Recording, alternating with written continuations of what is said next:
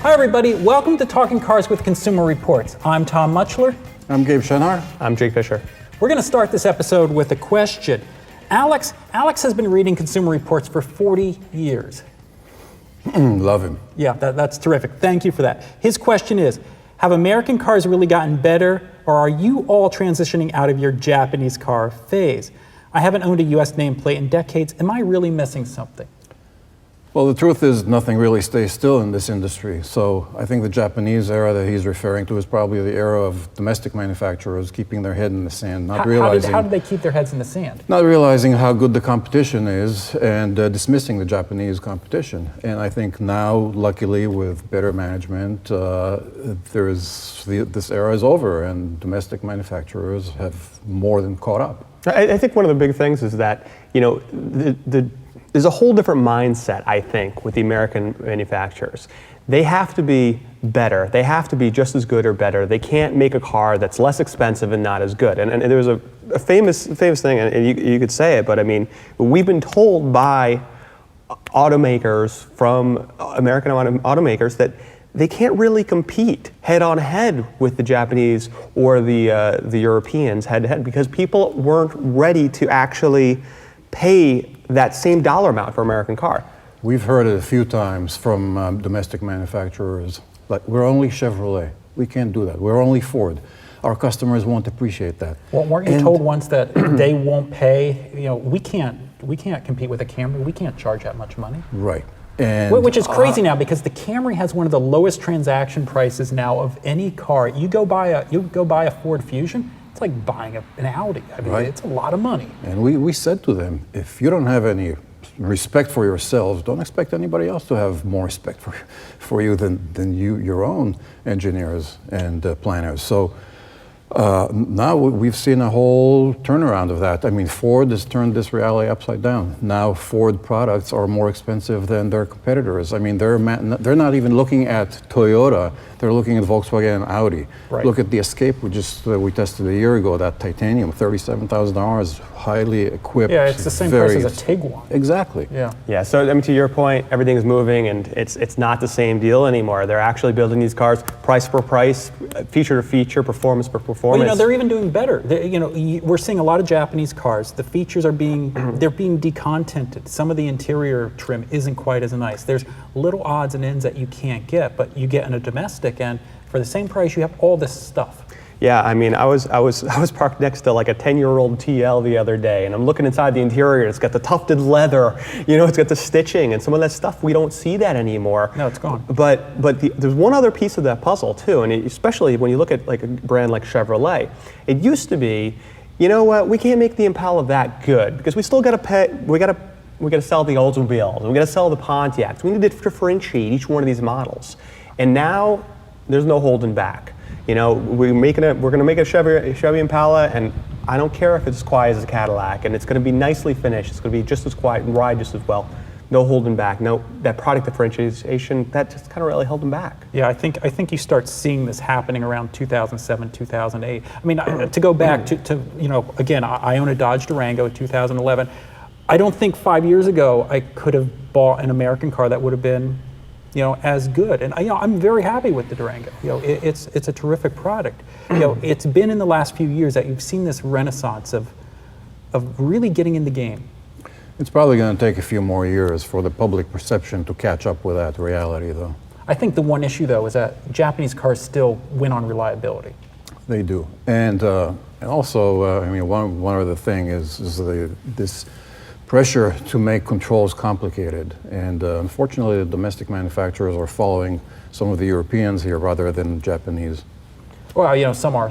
I mean, Q does, Uconnect doesn't. And right. even within GM's lineup, the MyLink in the Impala is easy. Q's kind of a mess. We get a lot of questions on Facebook of people who they want to buy an American car. As Consumer Reports, we always think you should buy the best product first. But there are people who think, they really want to buy an American car. Here's an example of a question. My wife has a 99 Chrysler Cirrus with only 78,000 miles. She loves it, but it's beginning to rust. What American or Canadian union-built, that rules out Fusion, which is built in Mexico, compact or mid-size sedan would you recommend to replace it? Well, make sure you don't buy a car from the southern states because they don't have unions there. Well, a lot or of the Mexico. transplants don't have Right. unions, yeah. And some of the Canadian plants do have unions. So, I mean, probably a Malibu, something like a Malibu or a Cruise. I mean, they're built. Cruise is built in Ohio, and I think that's union. And the Malibu's built in Malibu. Kansas City, I believe. So, yeah, they're union factories. Malibu would be a good choice. It's a quiet car. It rides very well. No matter what, it's time to get rid of a 99 Chrysler Cirrus. Absolutely. Another question. Love my Ford F-150. Husband dreams of having a mid-sized diesel truck. Is such a vehicle made in the USA? It will be soon. Very soon, Ram 1500 with a diesel engine will be out in the fall. Right, and if you want one that's built in America, get any of the four-door ones are built in Michigan. The two-door, the regular cab ones are built in Mexico. So yeah, you'll be able to do that. Let's talk about some test results. We've been pretty harsh on Acura in recent podcasts. You know, the RLX, it's really just not a satisfying car. That car is a small market for them. They weren't planning to sell a lot of them there. But what we did test is the Acura MDX. Yeah, that's and- bread and butter. But that's also a different story. Right. I mean, they're a totally different story and good.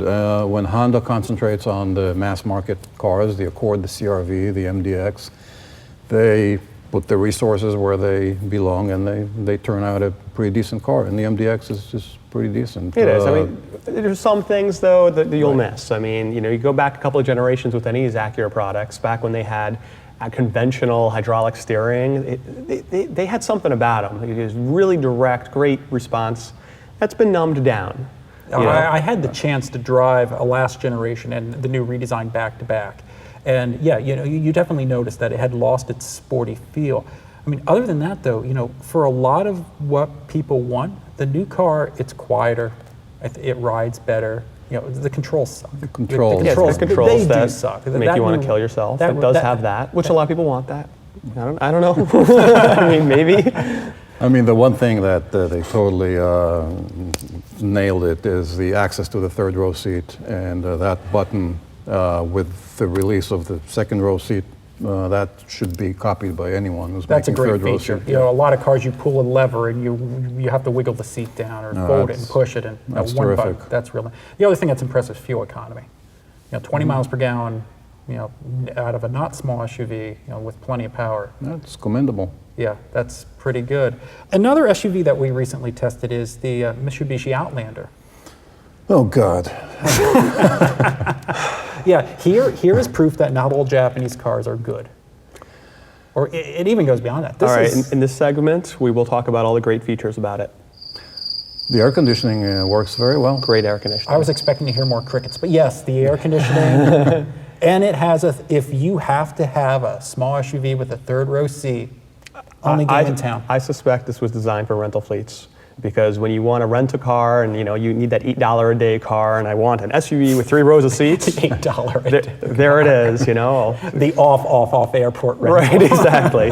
Like in an alley off of Fort Lauderdale or something. It feels next to the alligators. It feels so 2006. It feels like 1995. I mean, Yeah. it just feels like an old, Actually, the previous generation Outlander was a pretty decent like car. It wasn't. I mean, we It tested drove- 2 of those. It drove nice. It was was sporty. fun. It was agile. This one, not at all. And it feels kind of cheap and noisy and insubstantial. The other thing is, you can't talk about this brand without talking about, sort of the death watch that's spiraling over. We don't want any companies to go out of business because we don't want to lose the Evo too. I mean, that's Yeah, but the that's only- all they have. But it's worth it. Just It's an old car now. I mean, the Evo's been out a long time. But Mitsubishi sold less than 60,000 cars last year. Other than the Evo, they have nothing to offer. no. They have nothing to offer the customer. I mean, it's like Saab. Saab didn't have anything to offer the customer. At least when Suzuki went under, they at least had the Kizashi. It's not just an industry watch thing when you're looking at cars, and you could worry about whether that manufacturer is going to be around or not. I mean, I had a discussion, I remember a couple of years ago with a good friend of mine, and she was like, well, I really like the SX4, the Suzuki SX4. I'm like, well, you should really get a Subaru. And then she looked at it, she's like, oh, I got the SX4. And then, lo and behold, yeah, there's no Suzuki dealerships anymore. I got a warranty, but that kind Your of way to go. I mean, that happened with Mitsubishi dealers. They're contracting. Yeah, so that's something you got to consider when you're looking at a new car. Yeah, I mean, they need desperately a new injection of fresh product and competitive product. And their whole distribution is in shambles. And dealers are, where do you find a dealer? Yeah, I mean, I don't think the Outlander's gonna turn around their fortunes. Talking about some more small utility vehicles, we recently bought a Fiat 500L. There it is. It's sitting here behind us. We also have a Kia Soul. This one is a early production press model. The press embargo was just lifted, so we can talk about it. Also, we pay to borrow press cars, but I think Kia forgot this one, and it's yeah, we kind of enjoy it. So I mean, yeah, it can stay here as long. but Kia, if you're looking for your car, it's here. I like one of these cars much more than the other. That would be a hard guess. Would it? I mean, what do you think of the Fiat?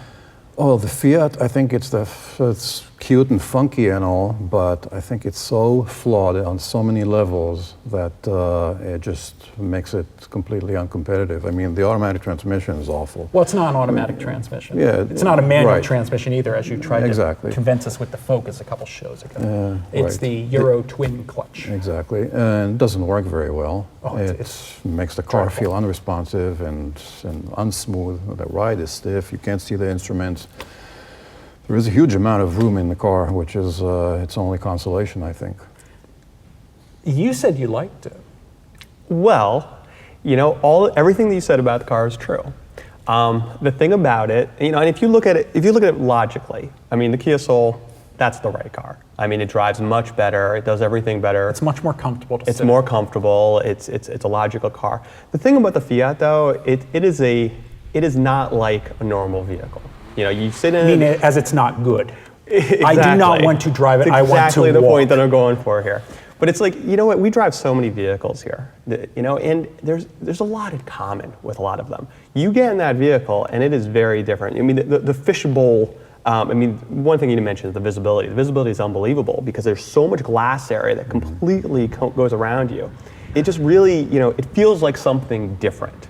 Something different. Well, it's different that the check engine light was on when I backed into the studio. It's different that the radio only doesn't Different work out as to in tip. Alien, you know. Oh, you mean different as in interest? Look, I mean, you know, we could go talk about the score of Jeep Wrangler. I mean, everyone knows we score the Jeep Wrangler very low. However, there is something about the Jeep Wrangler that is just awesome to drive. I mean, I like driving that People car. wave at you when you drive People a wave, Wrangler. but it You can take the feels roof like off, it's but you something different. You can take the roof off. It's something different, and it's not boring. And that car is not boring. And for someone who's like, you know, they look at a smart car or something like that, they're like, it's really different and funky.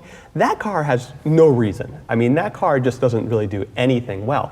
This car, at least I could throw my kids in the back, I could fold down the seats and throw my mountain bike in there.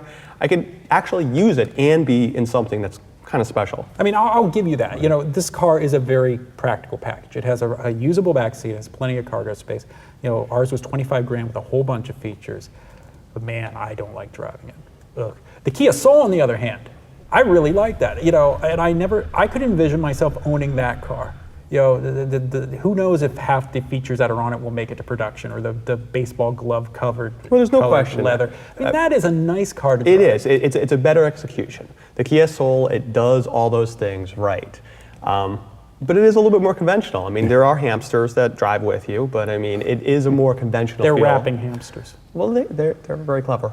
Yeah, I mean, it's a more run-of-the-mill kind of a car, and you know, you're used to see that. I mean, there's nothing unusual about it. But yeah, I mean, it does everything right. I mean, there's nothing really overly complicated about it. Regular automatic transmission, no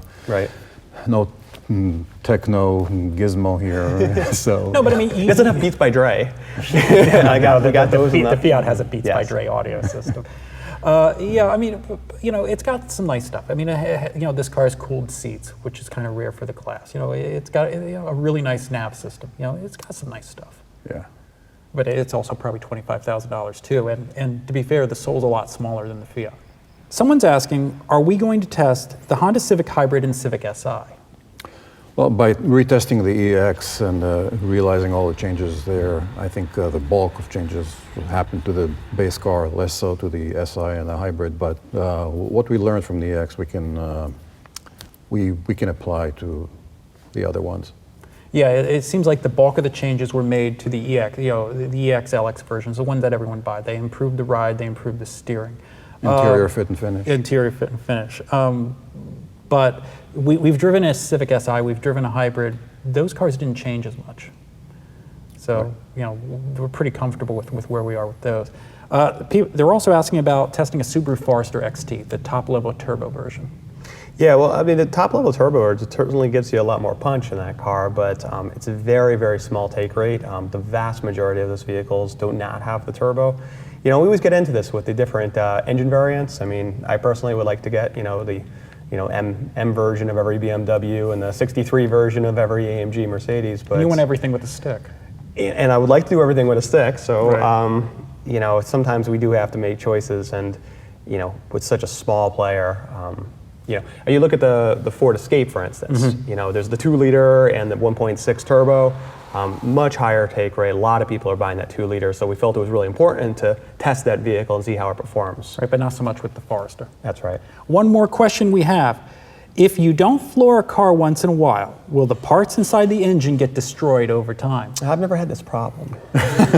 No, it's funny that very few of us have suffered from this. I think the key is to keep the engine warmed up to operating temperatures, and then you avoid all the pitfalls of oxidation in the oil and such.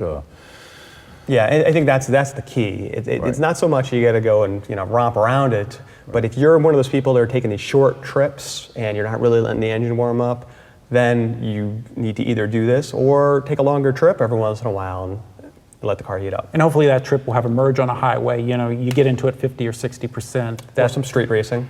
You never know what's going to happen these The days. drag racing. Stretch its legs every now and then. Yeah, but you don't need to floor it just to. No, in normal driving, no, it's not necessary. Yeah, just make sure it gets up to temperature. So that's going to finish up this episode of Talking Cars with Consumer Reports. Thank you for listening.